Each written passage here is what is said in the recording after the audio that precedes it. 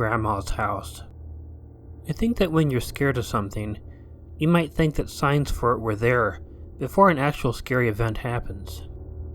And what I mean is, if someone breaks into your house, afterward, you may remember having seen or heard signs of this happening before it did.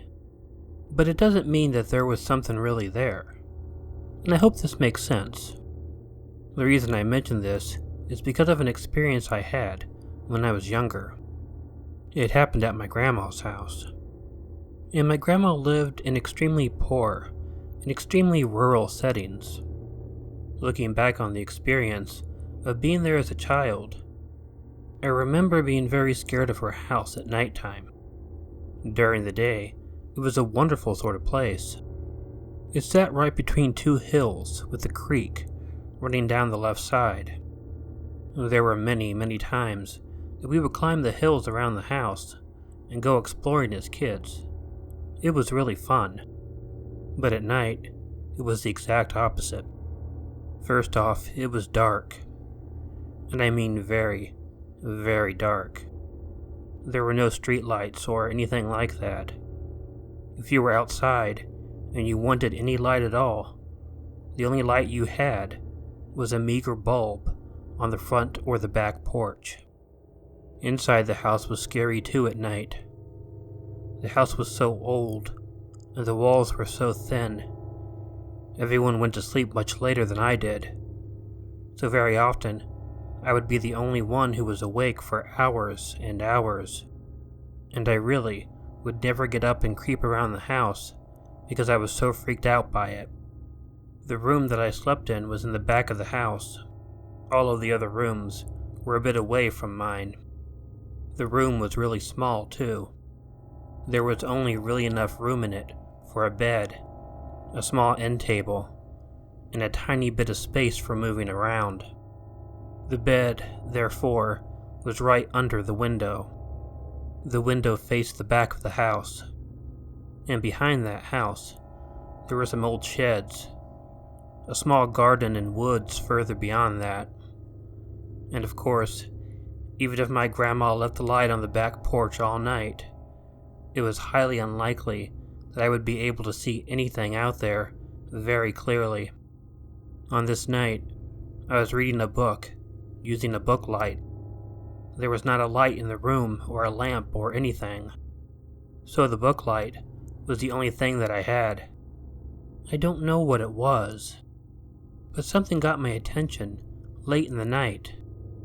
I looked up and out the window. I could have sworn that I saw someone, or something, moving back in the woods, by the garden and the sheds. I went back to my book. Like normal, I was a bit scared, as I always was when I was in that room, and I assumed that what I was seeing was simply something that was completely within my imagination. Not much longer, something once again drew my attention outside, and once again, I thought that I saw movement in the back. This time, I watched closer, hoping that if someone were out there, I would be able to see it. My heart began beating a bit faster. I was wondering if I was actually going to see someone out there, or who knows what it was that had grabbed my attention, if anything. I guess deep down, I really didn't think it was anything, but I kept looking. And then I saw it. Out of one of the sheds in the backyard, I saw someone emerge. It was definitely a person, and a person I did not recognize. He was tall and very thin, and he was carrying something. I rose up just a little bit to get a better look, and I guess at that moment, my book light appeared in the window, because suddenly the guy turned and looked straight at the window that I was looking out of.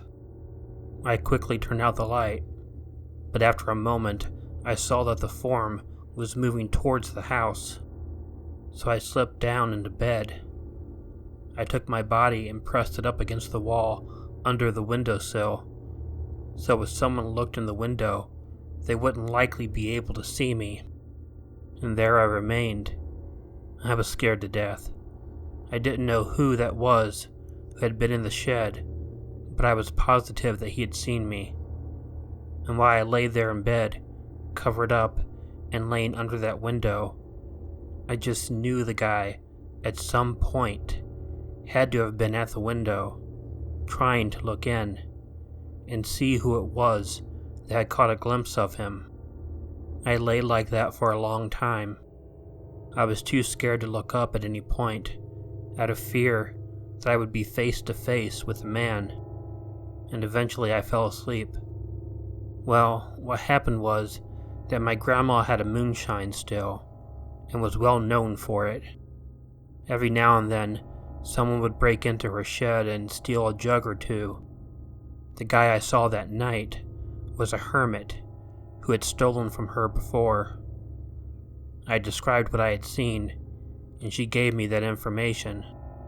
I guess I really didn't think the hermit would have hurt me afterward, but it was still very scary when it was going on.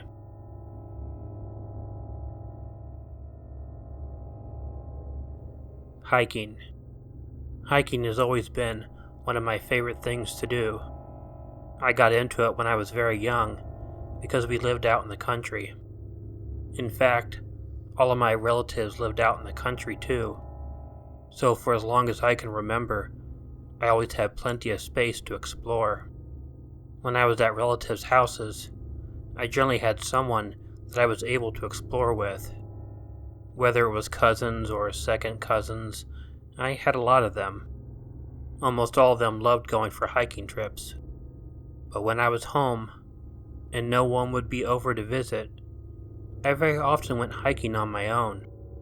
I was an only child, and we didn't live close to any other homes, so I didn't have friends that I could get to come out with me. So for the most part, I would go hiking alone. Nowadays, I am, of course, a much smarter hiker than when I was young. When you're a kid, or at least if you were a kid back then, it was easier to miss certain things. Nowadays, I fully plan out my trips. I make sure everything is scouted beforehand. I bring along any equipment that I need. I plan on what I am going to do every day, and I make sure I only am out before dark. And a lot of that stemmed from the incident that I'm going to tell you about here. I was 13 years old at the time. It was my summer break off from school. I didn't care for summer break as much as most kids my age probably did. Not really having anyone my age to play with or talk to was pretty difficult. My friends from school all lived in town, and they were never too keen on coming back out to the country during summer. I only ever saw them on days when we went to town to go to the pool or for a baseball game or something. Both of my parents worked as well, so I pretty much had the house to myself during the day during the entire summer. So I went out hiking one afternoon. I got a much later start than I normally would have. I mean, it was sort of a spur-of-the-moment thing. I'd been sitting around the house all day. There wasn't anything on television I wanted to watch. I was feeling restless, so after a while, I just finally decided to go out. I took a little bit of food with me and some water. As far as supplies go, that was it. A lot of times, I would just head out into the woods. I didn't do that this time for some reason. I headed down the long gravel driveway of the house, then onto the gravel road that wove through the hills. I remember this so well, even though I haven't seen that house or area in so many years. I turned right. Our house was on top of a hill, and I began immediately following the road, walking down. It was an amazingly beautiful day outside too, since I had left so much later in the day. The sun was at an angle that caused the trees to cast a nice shadow over the gravel road as I was walking downhill. There were also blackberry bushes on the side of the road, and I picked from them as I walked along. Wild blackberries are probably the thing that that I missed the absolute most about those hikes. What I was looking for was a good area to hop a fence. I wanted to explore a possible different area than what I was used to, so I kept an eye out for anything that looked interesting.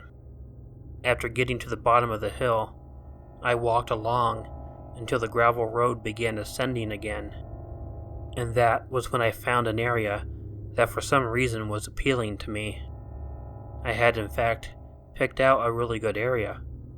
There were so many different sights for me to see that day that I normally didn't get to see. For one, the leaves on the trees were thicker, so the area was much more shaded than usual. That alone made the hiking so much more comfortable. The thing was that I was so taken by the new scenery and so distracted by the cooler temperatures that I didn't really realize how long I had been out hiking. It wasn't until I looked up and noticed the sky was beginning to get that orange hue to it that I realized there was no way I would make it back to the area where I had originally jumped the fence from off the gravel road before it got dark. It wouldn't even be close. So I started back the other way, and I tried walking as fast as I could. I kept telling myself that simply walking fast would get me back much quicker than I thought that it would. Of course, this was simply me fooling myself. I had been out too long, and had hiked out way too far for that to be possible. And so slowly, it began to get dark outside. I cursed myself a few times for being so careless. Not only had I lost track of time, but I had also not brought a watch, or a flashlight, or anything that would have been helpful in the dark. And I would soon very much be in the dark. I estimated that I still had a few good hours of hiking to do when the sun had finally completely set. We didn't have a good moon that night. I began to get very scared as I saw how dark it was getting. I didn't know how I was going to be able to find my way off of that hill if I couldn't see where I was going. So I began walking slower, and little by little bit, I had to admit that I was beginning to see a little bit better in the dark. I don't know the explanation for it. Maybe the crescent moon was providing more light through the breaks in the trees than I gave it credit for. I mean, I wasn't seeing things clearly. The forest in the dark might be the scariest place I could have ever imagined myself being in. In addition to it being so difficult to see where I was going, the noises were very off-putting as well. Although I had lived out in the country my entire life, I had never been out in the woods as late as I was that night, so I was pretty aware of everything that was going on around me. Or at least I was trying to tell myself that I was. As I was walking around, I had to feel my way around quite a bit. I mean, it wasn't so dark that I was bumping into trees or anything like that, but small branches could hit me in the face and things like that, or I could have tripped over something. So I did my best to be as careful as I possibly could. "Come over here." I heard it, and at first I wasn't sure that I had heard it, although I did stop walking. I couldn't tell where it had come from, but like I said, I wasn't completely sure I heard it. But it did sound like someone told me, "Come over here." That time I knew I heard it. I had been thinking about whether or not I had already heard it or not. I should have just been listening so I could tell where it was coming from. It was a human voice speaking quietly. It wasn't a whisper, but I also was not able to tell where it was coming from. All I could tell was that it was off to the left of me and somewhat behind me, but I couldn't tell how far away the voice was. Plus, I didn't hear any sounds that sounded like a person was out there. I wasn't sure how long I stood there. I was frozen. I didn't know what to do. I was so scared. I mean, it would have been different to physically see another person out there. I could have assumed it was a hiker, or maybe someone who owned the land. But this person was completely out of sight. and that couldn't mean anything good. I said, "Come over here." I ran. I didn't even mean to, and I didn't really want to. I mentioned before that I was scared to run in the woods, but I couldn't stop myself. I was too freaked out and way too scared. As I ran, branches hit my face, bugs flew into my eye. When the hill was going down, I started running way too fast and fell over myself. I tumbled down the hill until I hit a tree that stopped me. Getting back up, I continued rushing down the hill. I couldn't run all the way back home. Hell, that would have taken way too long, and I was not a marathon runner. But I made it to the road without looking back, and then I followed the road back to my house. The entire time I was worried. I kept expecting to hear someone talking to me out of the woods, or I expected someone to jump out at me. But fortunately, neither of those things happened. I still have no idea who it was that was talking to me that night on the hill, but I never had an experience like that again.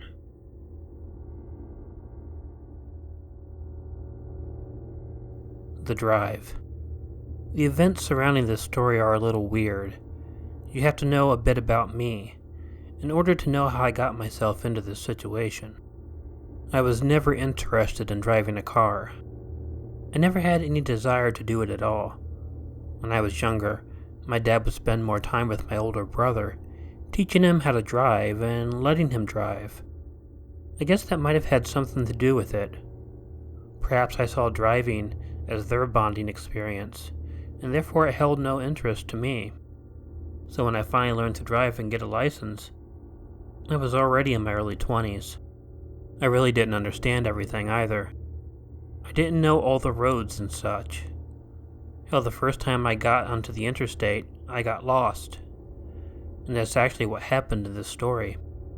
I had to drive to the city for a silly reason. I'd gotten liability coverage on my car, not knowing I needed full coverage since I had a car note. So when I called the insurance company about changing it, they insisted I drive into the city for an inspection on the car. So I drove down there. And although I didn't realize this on the way back, I actually took the wrong interstate back. And I really had no idea for the longest time. When I had been driving for over an hour, I figured that I must have done something wrong. However, I really wasn't sure what to do in order to get back. I was already scared of using these huge freeways before the night started. I felt even worse about it by this point. So I did what made sense to me at the time. I had taken a road out northwest instead of north. So I decided I would find an east road to take me back to an area that I was maybe more familiar with. I was so unfamiliar with the area. Being someone that had not been used to driving around much, I had no idea of the amount of cornfields in the area. Before I knew it, I was driving along on a dark country road through cornfields, having no idea where it was that I was going to. I kept thinking if I drove straight, I would eventually end up finding my way home. And I began to get a little panicky when it just seemed like these cornfields were going to keep going on forever. Although it was nighttime, I ended up passing by a farmhouse. The lights in one of the front rooms of the house were on, so I figured that I would get brave and go up to the house to ask for directions. So I pulled into the driveway. Now, I was nervous enough doing this in the first place, but I was also nervous due to the creepiness of the area. As I pulled up to the house, however, the strangest thing happened though. The porch light came on. A man came out on the porch and he was holding a shotgun. And he came walking down the stairs right at me. I wasn't sure how to react at first, but the man was walking fast. I got scared and quickly shifted the car in reverse. I began driving backward. The man kept after me though. He even began running, and by the time I got to the end of the driveway, he shot the gun. I didn't see if he was aiming at me or firing a warning shot or what. I mean, I know he didn't hit my car, but I was scared out of my mind. I got to the end of the driveway and drove off. I followed through with my before strategy of just driving east. I kept doing that, and eventually I made it home. I was so shaken and frightened by my experience, but I did feel better when I got home and got into bed.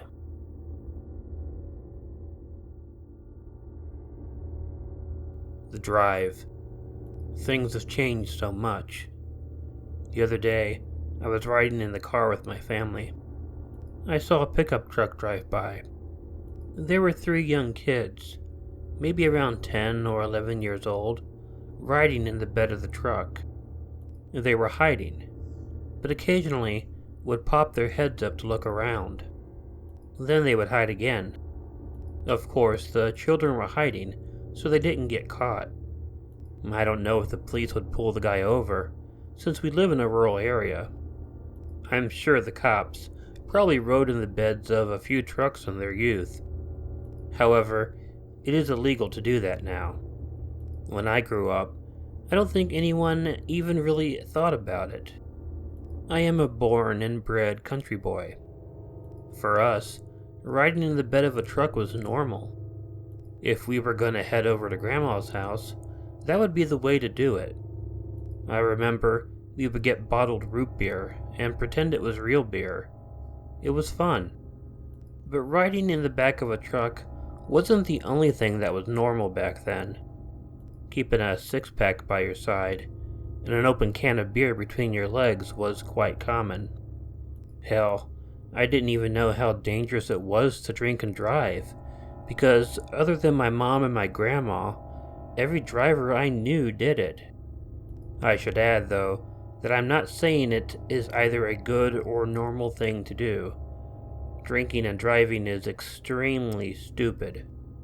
The only point that I am making is that it didn't seem odd to me as I was growing up, due to the fact that it seemed like everyone did it. This happened when we were at my maternal grandmother's house. I may have been 12 at the time. My mom's brother was at the house and he was drinking whiskey. My dad only really drank beer, but he had been downing them all day.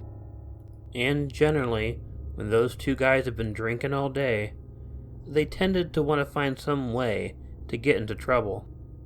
I don't know how late it was at night. I didn't really pay attention to that sort of thing when everyone was having fun. But I know it had been dark for a little while.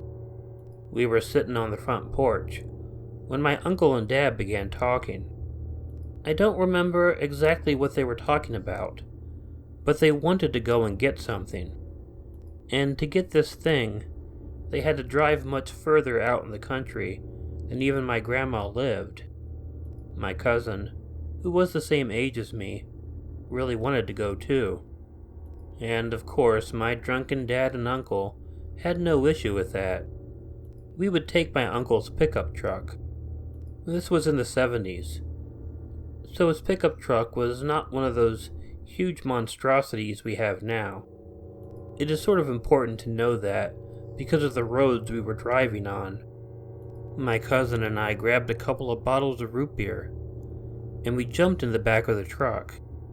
Cracking the tops off, we pretended we were drinking beer, while our parents were actually doing that. Now, my grandma herself lived pretty far out in the country, but we were driving towards the hills, and into the hills. The roads were very narrow, and since it was a hill that we were on at first, if another vehicle had been coming towards us, there would be no way that either vehicle could get out of the way. I had never been in such a rural area before in my life, and this was something else. I think both my cousin and I were beginning to get a little scared of the environment, but neither of us would have mentioned it to each other. You know, 2 12-year-old boys don't go around admitting they are afraid of anything. We just continued to drink our root beers and take in the ambiance of the night. I remember this very clearly. We both heard some kind of howling sound. Neither of us knew what it was, but 12 years old is still young enough to believe in things out of the ordinary. It scared us both more, but we didn't admit it. It didn't help that through the open window in the back of the cab of the truck, our fathers began teasing us. They had heard the sounds too. They wanted to scare us, it seemed. When we finally arrived at the place we were going to, I was surprised at how long it took us to get there. We had only passed a few homes, although the roads branched off several times, and we assumed they led to homes. We had no real way of knowing that. It was so strange to us that anyone could live so far out from civilization. Now, our parents didn't actually pull up to the cabin. They stopped the car at the end of the road. My cousin and I were about to jump out of the truck. Our dad stopped us, however. They told us that it wasn't really a good idea for us to come with them. They assured us they would be back shortly. Looking back, it seems pretty obvious to me that my dad and uncle were going after drugs. I mean, going so far out in the hills, drunk, in the middle of the night, to a dark cabin, not pulling into the driveway, and not letting us boys go in with them. Well, it seems pretty obvious to me now. My cousin agrees with me. But back then, we were just confused. Before our fathers left, they gave us a small flashlight. They, of course, turned the truck off, and it was dark as hell out there. Even to this day, I don't think I've ever been in a darker place than I was that night. The drive out there was something else. We were able to see a little bit because of the headlights on the truck, but now we could barely see each other as anything more than shadows. We both thought that we wouldn't be out there very long. We thought it would just be a few moments before they got back. So we just talked and waited. They didn't come back right away.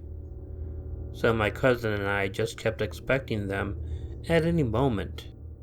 We had no idea how much time was passing. At one moment, I wanted to take a look around, so I grabbed the flashlight. It wasn't anything special, just a cheap plastic one that you might buy for a few dollars. And I took it and was shining it around. I wanted to get a good look around, but as I did, all I saw was a lot of trees and a lot of dirt, and that was it. "What was that?" my cousin asked, as I was shining the flashlight around in the woods. "What was what?" I responded. "I saw a person out there in the woods," he told me. "Shine it back in that direction." "You're not going to scare me," I informed him. However, I did shine the light back where he asked me to. "I don't see anything." "Well, here, let me have it for a moment," my cousin said, taking the flashlight from me. He took it and shined it back in the area that he meant. But no matter where he moved the light to, neither of us saw any person out there.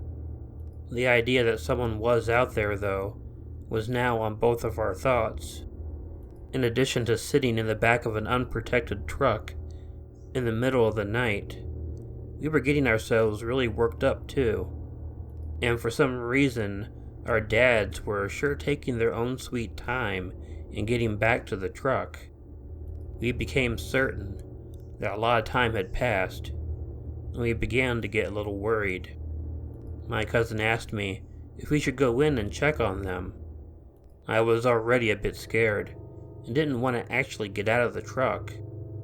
I mean, technically, we were already outside, but I would feel much more exposed or in danger. I couldn't bring myself to do that. And then, as we continued to wait, I heard something. I went and I flashed the flashlight towards the front of the truck, but I didn't see anything.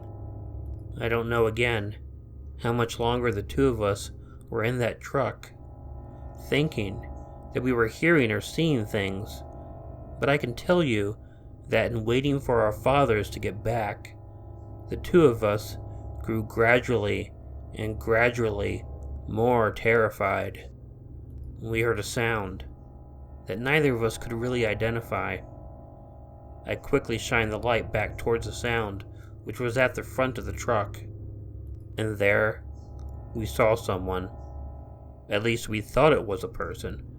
It was a scrawny, emaciated-looking person, and it was peeking up at us from the front of the truck. I don't know who saw it first. I do know that my cousin jumped out of the truck before I did, though. I was only slightly behind him, however. I had the flashlight, but it didn't matter. Neither of us looked back as we hightailed it to the cabin that our parents had gone to. I think I thought the person was following us, though. We yelled for our fathers, and they came out of the cabin, asking what was going on. But before we could answer, we all heard a loud, shattering sound pierce through the night. It was quickly followed by another. Both dads and a fat bearded man that we assumed lived there immediately went out the door. The fat man grabbed a shotgun that was sitting right on the inside of the door. They told us to stay as they ran out towards the shattering noises. And then, my cousin and I were alone again. We stayed inside the door frame of the cabin, waiting to see what would happen. And after a while, we heard a shotgun blast, which was followed by a second. There was some shooting, and then it was quiet. We waited for the three men to return. Eventually, just the fat man and my uncle came back. My father had remained at the truck. He thanked the fat man and collected us, taking us back to the truck. When we got to the truck, the windshield had been shattered. The driver's side window had been too. My dad was busy getting the glass out of it. My cousin and I kept asking what was going on, but they wouldn't tell us. All they would tell us is that they took care of it. They hurried us into the back of the truck and turned around, taking us home. If you've ever driven down dirt roads on a hill, and I mean way out in the middle of nowhere and in the middle of the night, you would know that you don't drive too fast. I still had the flashlight, and I kept looking in the trees. I wanted to see if whoever that was I had seen was still out there, somewhere. But although my mind may have told me I noticed something, I don't think I did. Not seeing anything was not comforting, however. We had seen someone that night, and whomever it was, they had bad intentions. But at that point, our parents did not tell us anything about what had happened that night. My cousin and I only found out about it years later. We had seen a hermit. The fat man did make drugs, and was quite known for it. The hermit had stolen from him several times, and the two were on very bad terms. So when he saw the truck out there, he was pissed off that the fat man was getting customers. So he took his rage out on the truck. He may have taken it out on the two of us if we hadn't run off.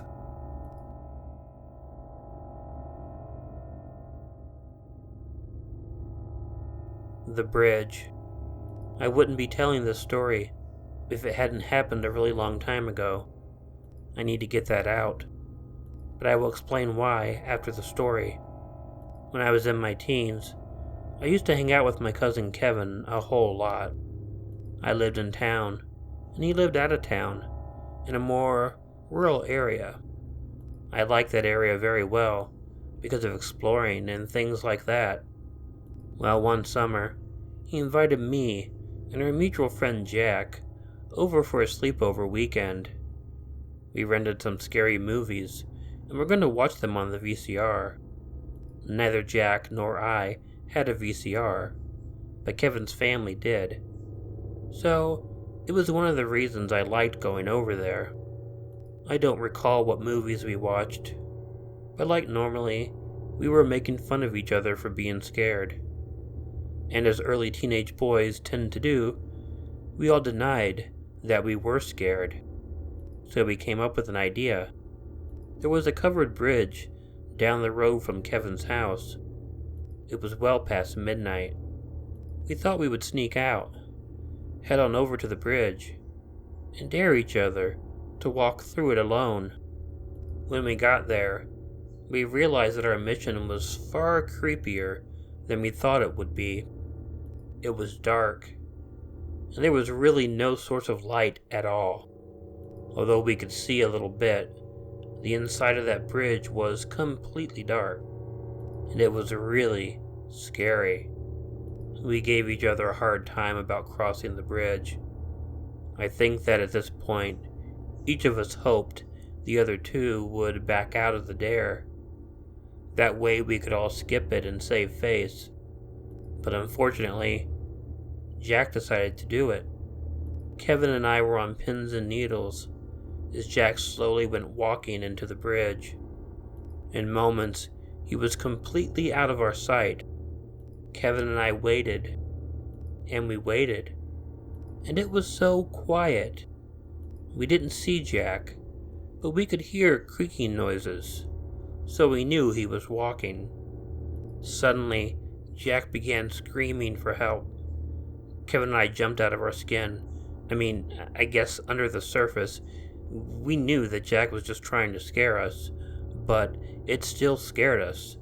And despite the fact that he was screaming for help, the two of us turned and booked down the road away from the bridge. We stopped then and waited for Jack to come back to us. We just knew he would have a huge grin on his face, knowing he had been the only one brave enough to go across the bridge, and also knowing he scared the two of us into running. But Jack didn't come. We waited and waited, and he didn't come. After a while, Kevin and I went back to the bridge. We had brought a small flashlight. We hadn't used it before because the dare wouldn't be scary if it had been lit. We shined the flashlight into the bridge. We saw what looked like Jack lying over halfway through the bridge. Upon getting closer to him, we noticed his clothes were ripped up, and he was bleeding. He was also in a ball, crying his eyes out. And there was no doubt about it then, Jack's screams were real. We helped him up and tried to get him to talk while we got him home. Well, he was so distraught. He told us that something had grabbed his ankle while he was walking and tripped him. It then was hurting him as he lay on the ground, screaming for help. He wasn't sure why it stopped, but it did, and then it was gone. He was too freaked out to get up and leave until we got there. We don't know who it was to this day. I think it was a who. Both Kevin and Jack still believe it was a cryptid or something. I don't buy that sort of thing myself. I think it was some crazy homeless person, or a drunk or something. Maybe some crazy person laying in wait for someone specific crossing the bridge. Oh, who knew? Jack didn't know. It had been too dark to see anything.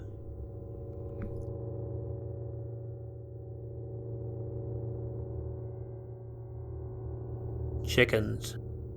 I lived in a lot of different places when I was growing up.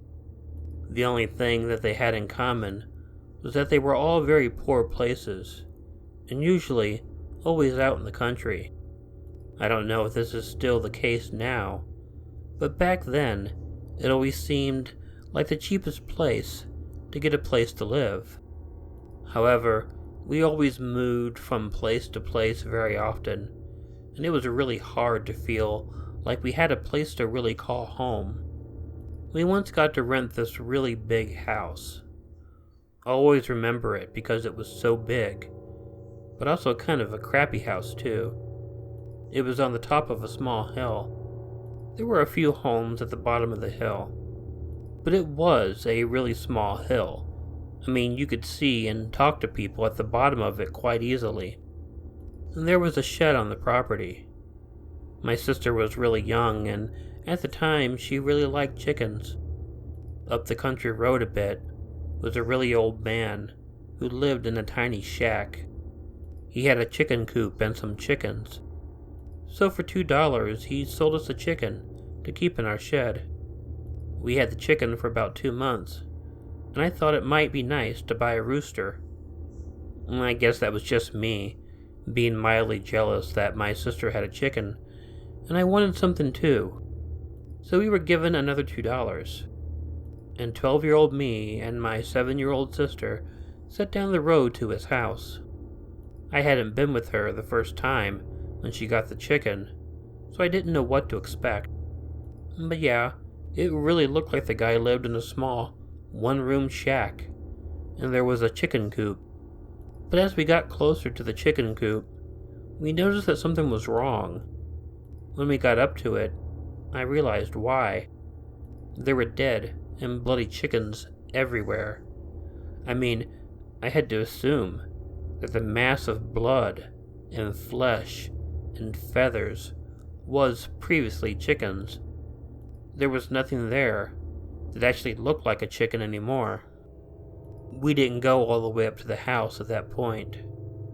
I thought about going up to the house and checking to see if the old man was all right, but I thought I needed to get my sister back over to our house and send my father over. I was able to get her away, but unfortunately, she had seen what I had seen and was crying. My dad and older brother went over to the house to make sure the man was all right. Eventually, after a while, they came back. It was my older brother who eventually told me what had happened. The old man's mind had been deteriorating for quite a while, but he was one of those really old guys who had been living in his shack for decades and wanted to be left alone there. He didn't have any family that could take care of him or afford to put him in a home of some sort. All of his relatives were broke and left him to himself. While my brother went over with my dad, the man wouldn't answer the door. Worried about him, they opened the door. They found him alive, but his body was covered in flesh and feathers. Upon seeing my father and brother, he began yelling about the light and tried to get up from his chair. He had a machete with him that we figured he used to murder all the chickens. They quickly left. My dad called an ambulance for him because they had said in addition to the blood and feathers, he looked like he hadn't been eating or drinking. They said he looked like he was on the verge of death. Well, the man had what my family referred to as a spell, and I'm sure it was advanced dementia. He likely perceived the chickens as something else, or some sort of threat, because he hacked them to death with his machete. I don't know what happened to him after that, but I never got over walking up to that shack and seeing that chicken coop drenched in blood, flesh, and feathers. And trust me, you never want to see that.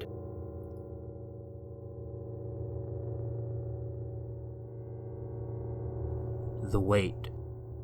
I'm not one of those people who actually like thunderstorms. I know some people do, but that's just not my thing. I hate things being wet, and I personally hate being wet myself. Then with the thunder making noise, and it sucks driving on the wet road, with rain pouring down and messing up your visibility. All in all, it's just a huge pain in the butt. So anyway, after that opening, it probably won't come as a surprise to anyone that this story takes place during a thunderstorm. I was in my early 20s at the time.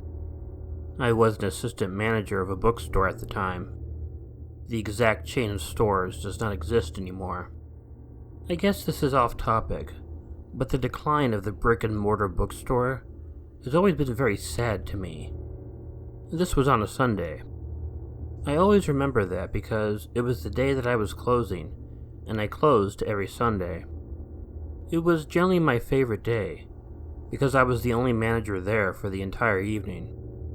It had gotten dark rather early in the day, almost an hour or two after I arrived at the store, and the clouds that had moved in were really nasty looking.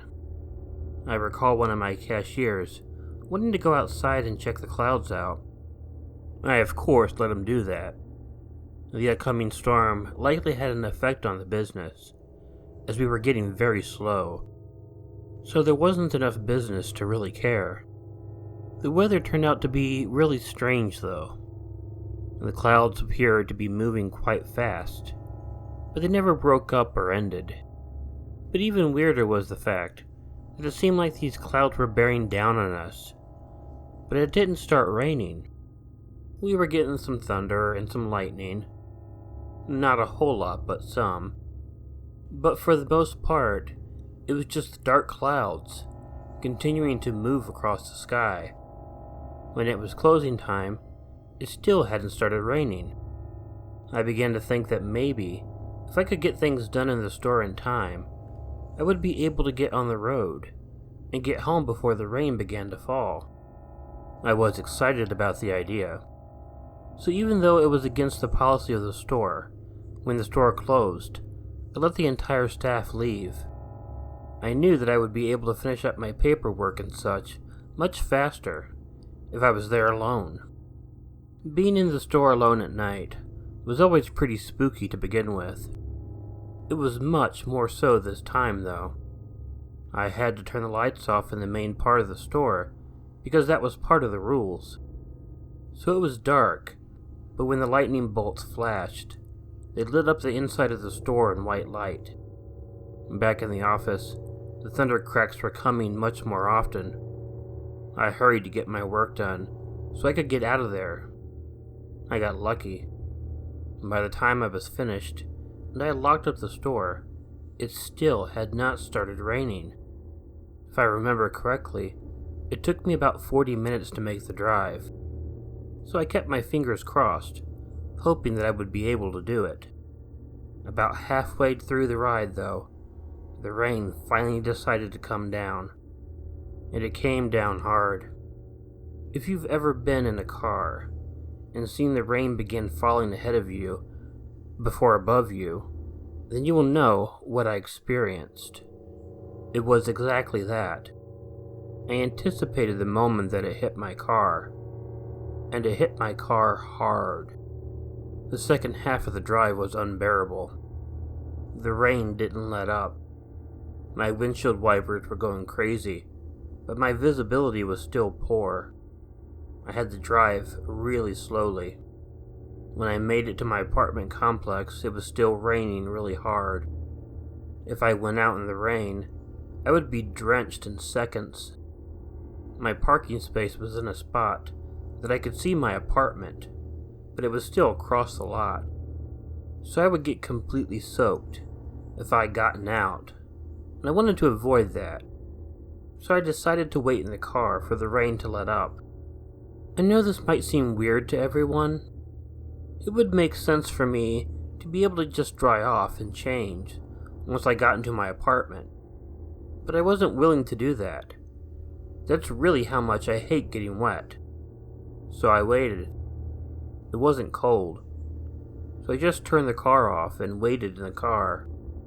I may have been waiting in the car for about 20 minutes when some movement caught my eye up by the apartment building. I almost didn't believe what I was seeing and had to do a double take in order to make sure. My apartment door opened up. 2 men exited my apartment. Well, they were barely men. They looked like teenagers. They were carrying some things with them. Things they were taking from my apartment. I was too shocked to really do anything at first. I wondered if I should try and confront them, but realized that would be dangerous. But I did take out my cell phone and I called the police. It was odd, telling them that I was sitting in my car, in the rain, watching 2 people rob my home. That was exactly what was happening. They told me to definitely continue waiting in the car. The police arrived quickly. Although I'd seen the robbers go away from the area my apartment was in, it wasn't hard for the police to find them and capture them.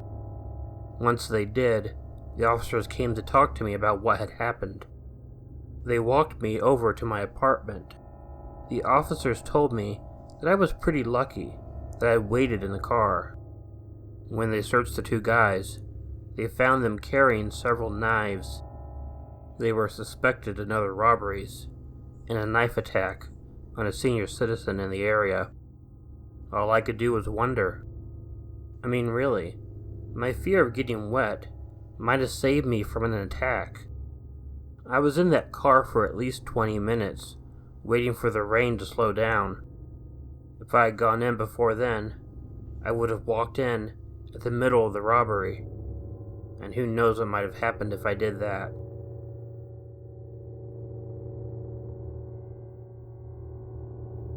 Shortcut. Back when I was in college, I had this little cafe that I enjoyed studying in. I can still picture it perfectly in my mind.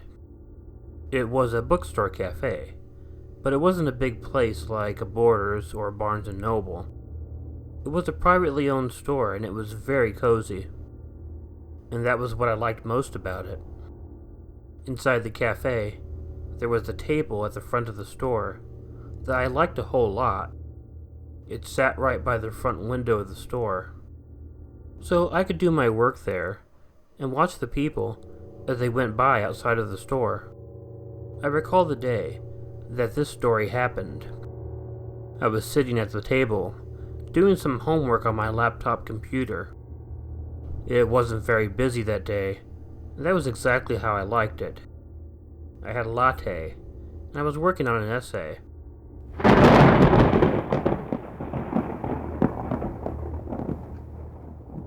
I nearly jumped out of my chair, surprised by a loud shock of thunder.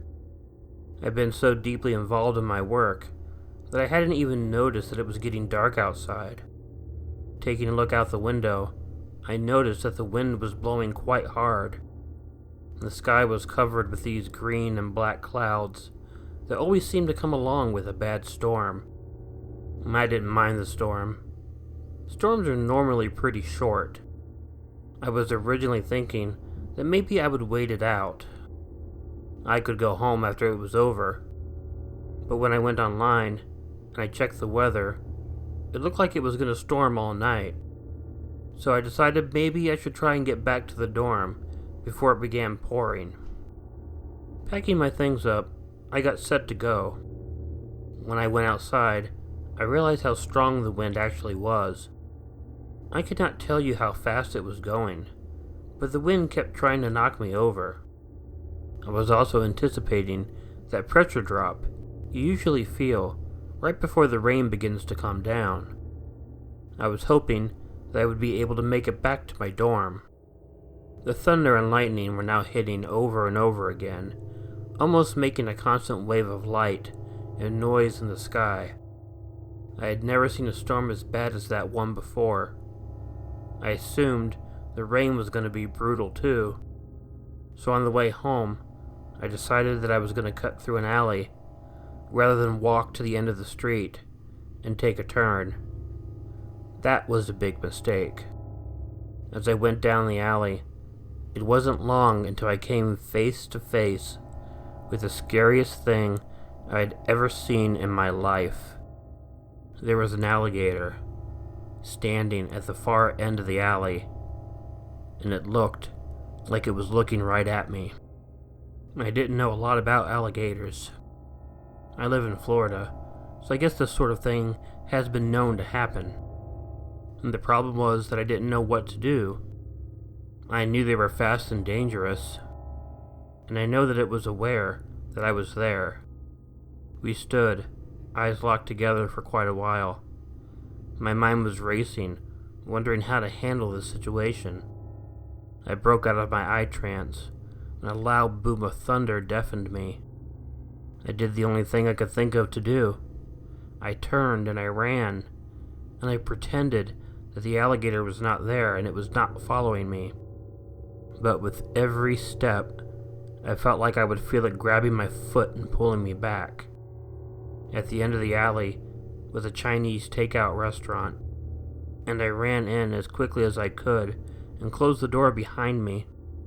The lady at the store was startled and began to ask what was wrong, but then she stopped. The alligator had indeed followed me, and it was right outside the door to the restaurant. I had never heard a scream before like I heard from that lady that day. She pushed past me and locked the door. She was frantic and was yelling stuff in Chinese that I did not understand. But a man behind the counter quickly made a phone call.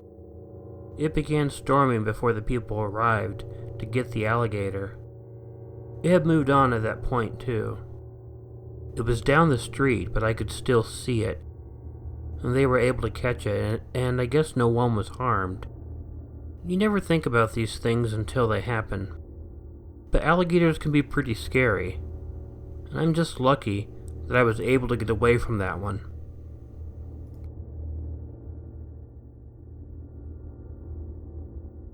The ride. I walk around a lot.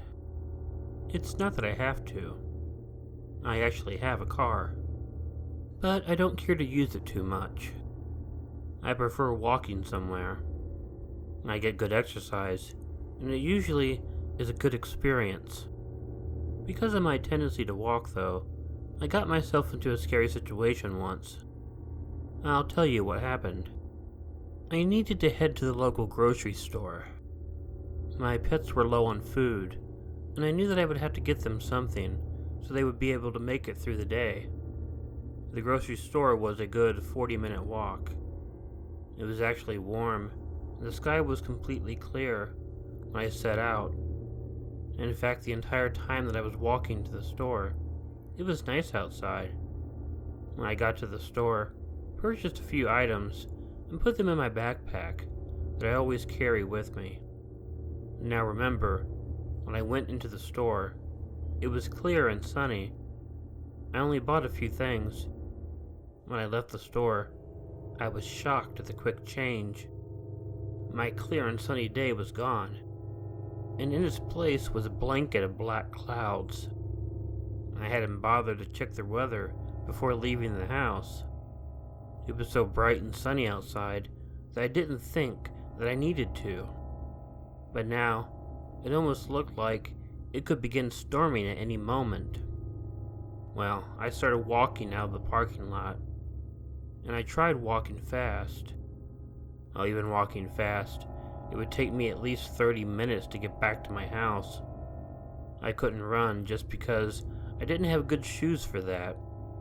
I just tried to hurry as much as I could. I actually did a really good job. I made it through the majority of the area, but then I saw it, and it was unlike anything I had ever seen before. I hope I can explain it well. I saw a big mass of water that almost looked like a cloud. It was coming straight at me, and there was no way that I would be able to get out of it. The rain hit me and almost knocked me down. And it wasn't just rain. It picked up what I suspected were small rocks. Or maybe it was hail. I have no idea. But the point is that I got soaked quicker than I could ever have possibly imagined. I mean, I was absolutely drenched. And then what I considered to be the weirdest thing happened. A truck pulled over, and the man in the truck asked me if I wanted a ride. I told him that I was soaked and wet, and would just get his car all wet. He insisted, however, and eventually I gave in and got in the truck. Now, rather than take me home, the guy just kept the truck where it was, and then began talking to me. He told me that he'd seen me many times, walking up and down the main street, and he wondered if I had a car. I told him that I did, and just explained how I think walking is better to do. He really seemed to think that my preference was weird. Finally, he took off driving, but rather than turning into my neighborhood, he pulled into a truck stop. My first thought was that he needed gas or to buy something, but he parked far back in the parking lot. You know, "You could take your clothes off, and then you wouldn't be so wet," he said to me, and then put his hand on my knee. No," I responded. "I'll change and shower when we get home. Is there a reason we parked here?" "Well, like I said, I've seen you walking around a whole lot. I guess that I have always wanted an excuse to pick you up." I was feeling very, very uncomfortable. I had thought that his act had been that of a good Samaritan, but it wasn't. I felt around for the door handle, but I realized it wasn't there. I couldn't open the door and get away. "Yeah, I got rid of that a long time ago," he informed me. He pushed himself closer to me, and it was very scary. This guy was going to force himself on me, and I had no way of getting away. But there was a way, actually. I did the only thing I could think of. I pulled my right fist back, and I punched him in the crotch as hard as I could. He screamed in agony, and that was my chance. It was disgusting to do, but I crawled over the guy. He kept trying to grab me, but I was able to crawl over him, open up his door, and get out. Out of the truck, I almost tripped on the wet pavement, but even though I didn't have good running shoes, I managed to run to the truck stop before he was able to get me.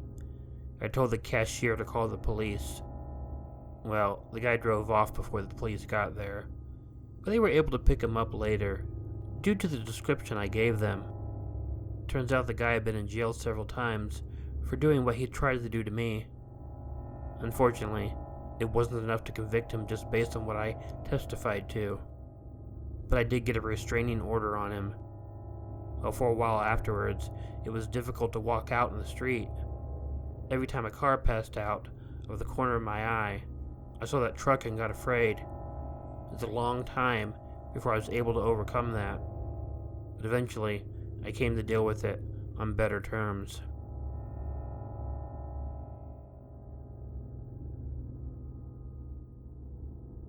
The walk. I grew up on the West Coast for the first part of my life. This would have been up until I was around 15 years old. Around that time, my life changed a whole lot. We went from the bustling coastal cities to, I guess what some people would call, the heartland of America. We went out to the country. My father had worked for a long time, and he had been able to retire early. So he wanted to move out to the country so that he could try to establish a peaceful writing career. I should get this right out, that I was in no way bitter about the move. That's a theme I notice on horror movies and TV shows, in which a child is taken out of the urban life that they have always known and put into a rural one. You often get the teenager who is pissed off about the move and resents the parents for making them do it. That wasn't me, however. I was pretty pleased and interested with the new change in my life. Living in the country opened the door to a completely different world for me, and I was interested in learning as much about it as I could. We moved right at the end of the school year. My parents wanted to make sure that I did not have an interrupted year of school, so that was cool. But it also meant that, especially since we moved out to a country house in the hills, that I would not have any new friends in my new area to hang out with. So I had to spend most of the time getting familiar with my new surroundings all by myself. Spending a lot of time by myself was an interesting and new experience for me. But in the beginning, I was a little hesitant to go off too far. I guess maybe I'd seen one too many scary movies where someone gets lost in the woods and thought it might happen to me. So I really didn't go hiking or anything like that. I would walk along gravel roads though, going a little further each time that I did. We had been living at the new place for about 2 months when the story takes place. It was later in July, if I remember correctly. What I mostly recall is that it was awfully hot outside, and I was feeling sort of cooped up. So sometime around 10 p.m., I decided that I would go out for a bit, for a walk. That was my first time going out at night. As I mentioned, I was worried about getting lost or experiencing something weird. But I don't know why.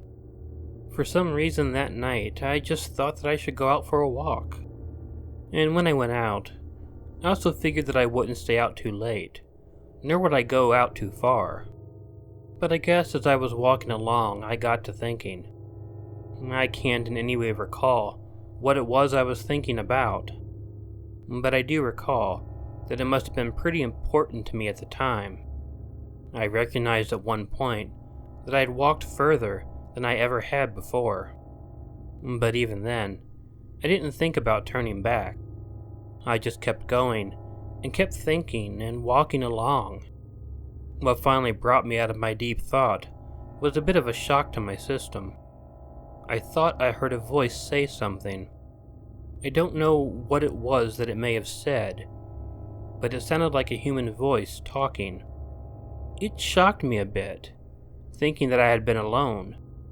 If you've ever been startled by a voice when you thought you were alone, you would understand how I felt. I looked ahead of me, and I stopped when I saw some movement.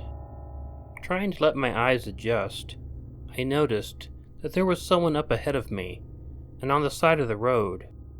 They were faced away from me, down on their knees doing something. I couldn't tell what though. I heard the guy on the ground say something, but although I recognized it as the voice that I had heard previously, I couldn't make out what he was saying. But it seemed like he was talking to something on the ground. It was just so weird. "Hey, can I help?" I began to ask. I was quickly cut off when the person jumped up off their feet. He yelled something and then threw something at my face. He then ran off. It took me a second to figure out what he had thrown at me, but I soon realized it was a dead bird. I didn't know what else was on my face, but I had a pretty good idea after that. It might have been bird blood, and the guy may have been talking to the damn bird. Fortunately, he didn't run the way I had to walk to get home. But that didn't keep me from being any less uneasy as I was walking along. If someone talks to birds while they are killing them, then who can tell what sort of weird stuff they might also do? I got home and confirmed that I had blood all over my face.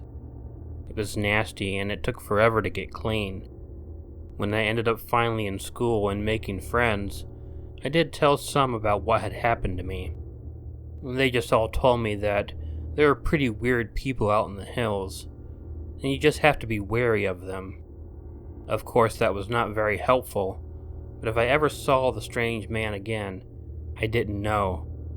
But it wasn't the last weird thing to ever happen to me out there.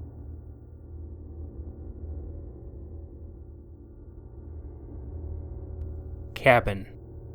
There was a period of time when things were not going so great in my life.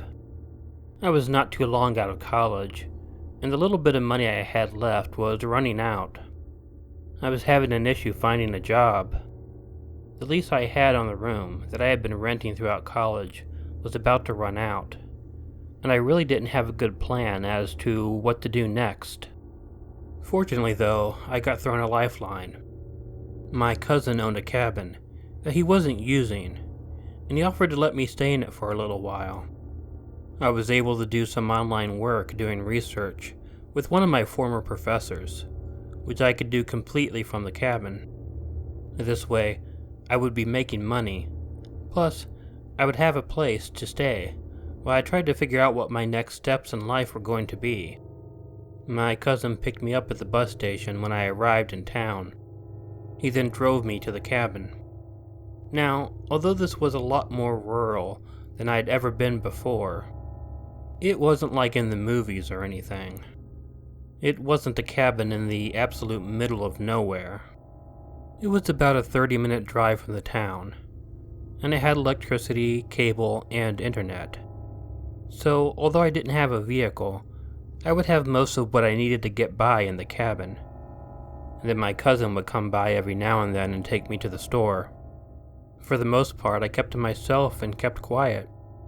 I didn't go out and meet or look for people or try to make friends. I didn't know how long I would be staying there. I had been staying in the cabin for a few months one night when I was watching a movie. It was pretty late at night, definitely after midnight, and that was when I heard some commotion coming from outside somewhere. I wasn't sure what it was, but it was odd to hear anything since it was normally very quiet out. I just decided not to pay any attention to it at first. I kept watching my movie. After another moment, I heard a lot louder noises, and suddenly someone was pounding on the front door of the cabin. "Help me! Help me!" a male voice called out while pounding on the door. "Someone is trying to kill me!" So yeah, that sent a bit of a shock through me. I got up and went over to the door. And yeah, there was a guy who was standing right outside. He was a pretty big guy, actually, and he was pounding on the door. I didn't see anyone else out there with him, though. But I supposed if someone was trying to hurt the guy, they may have been chasing him or something. I was about to open the door and try to help the guy out. However, right before I did, I noticed when he moved that he had a knife sheathed on his belt. He had on a loose flannel shirt that had mostly been covering it up to that point, but just a slight shift as he looked around revealed it to me. And it wasn't a small knife either. This was a big hunting knife. And of course I had to wonder if someone was after this guy who was carrying a big hunting knife with him, and someone who was trying to kill him as he claimed. Why wasn't he using the hunting knife to defend himself? The knife was clipped into the sheath too, so it wasn't like he had tried to use it and just put it back. It just didn't make sense. I had been only moments away from unlocking the door and letting the man inside, but I froze right then, and I didn't move for a moment. And unfortunately, the guy outside caught on that I hesitated. And when he did, he stopped asking to be let in. Instead, he reached over and he revealed the knife. Unsheathing it, he used the handle of it to try and break the window in the cabin door. It was weird how quickly things changed. But it was also bad because I went from trying to help someone 1 second to becoming a possible victim the second later. I looked around the room, trying to find something as quickly as I could, and it only took a moment until the handle of the hunting knife busted through the window. This all happened so quickly that it'll probably take longer to explain it than it actually did to happen. There was a fireplace in the living room of the cabin, which is the room that I was in. I never used it because it was summer, but there was a brand new set of fireplace tools right in front of it, and one of those tools was a poker. I grabbed the poker as quickly as I could. I swung it and brought it down on the hand of the man trying to break into the cabin. He still had the knife in his hand, trying to break the glass out of the window so he could get to the door lock. The swing of the poker must have hurt him bad, because he yelped and withdrew his hand. However, he got his hand then cut on a shard of glass, and he dropped the knife outside of the door. I would have preferred that he had dropped it inside, but I didn't care that much. He was able to grab it back with his other hand, but then he ran off rather than continue trying to get in. I figured his hand must have been hurt too bad to continue with the attempted break-in. I called both the police and my cousin. Describing the man to them, they recognized him as a local poacher. I'm not sure why a poacher would have tried to break into a cabin, but whatever. I stayed in the cabin for a few more months without any incident before getting a good job back in the city and moving back there for good.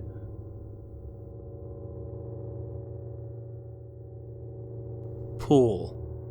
Growing up, I got picked on a whole lot. It was not that I was really small, and I wasn't really a nerd either. But what I mostly think is because I was just a really quiet guy. I kept to myself, and I guess I did play a lot of computer games. But doing so is much more common today than it was back then.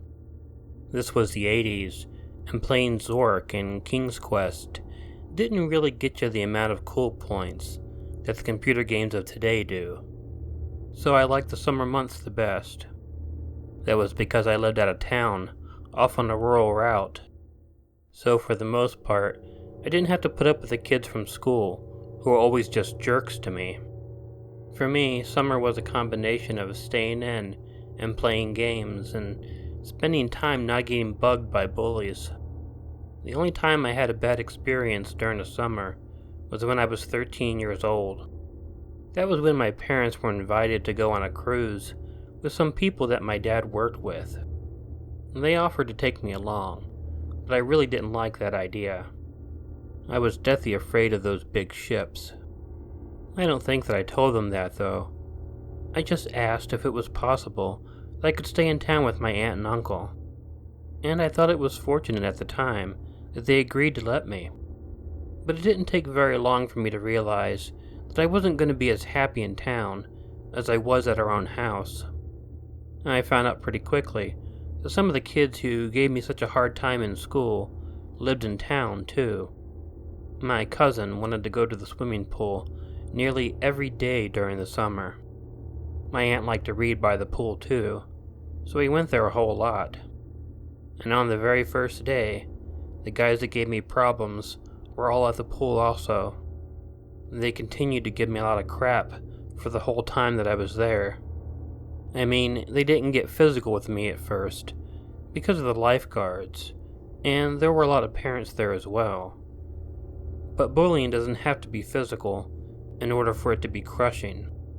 So, the time that it took for my parents to travel to Florida for the cruise, and the time of the cruise itself, my parents were gone for over 2 weeks. And all I could do was wish for them to get back, so I could go back to my normal life. I quit going to the pool for the most part, but my aunt and cousin eventually were able to talk me back into going. My cousin told me that the guys from school, who had been giving me a hard time, hadn't been there in days. So I did go back to the pool during the second week of my parents being away. And for the most part, I had a really good time. Much like my cousin told me, the guys weren't at the pool that day.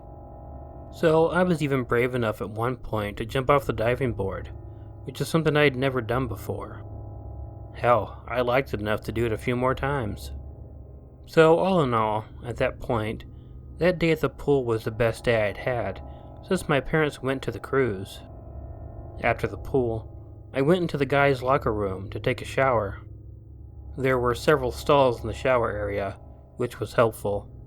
I probably would have been less likely to shower in an open area. While I was showering, though, I suddenly heard some thumping up against the door of the stall. And it only took a few minutes before the latch gave in, and the 3 kids who bullied me came into the stall.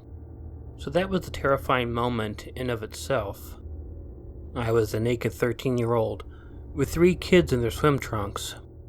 There were a few younger kids in the other stalls, but they ran off to save themselves, as was to be expected of children that age. I really didn't know what to expect, but the biggest guy tripped me, and I fell, skinning my knee and hitting my nose against the wall of the stall. "Why don't we throw him naked out into the pool?" One of the guys laughed. "Hey, we could make him do something else," one of the others said. I turned around at that point and saw one of the guys pulling the front of his shorts down, and I had a pretty good idea what he was going to try and make me do. So I got up to struggle and try to get out. But when I did, one of the guys pushed me back. I slipped and hit my head against the wall. I didn't black out or anything, though. I couldn't hear much, and I saw blood rushing down into the drain. I was a bit freaked out, and thought it was only going to get worse. But as I was waiting for more beating, it didn't come. But I can say that while lying there, I was very unaware of what was going on and was convinced that I had a serious injury and might die lying there in the stall. Things were a bit fuzzy, but I was pretty strongly expecting something bad to happen. But the next memory that I have that's not fuzzy was being wrapped in a towel and sitting on a bench. When I slipped and fell, I hit my head a lot harder than I had thought. Blood was gushing from my ear, and the bullies actually got freaked out and ran off. My cousin found me lying in the stall when he came to see what had been taking me so long. I dreaded seeing those guys again, expecting them to maybe beat the crap out of me in a less public place. But it didn't happen. I think their actions scared them enough that they took to bullying others around instead of me. Now, not an ideal ending, I know, but we can't change everything.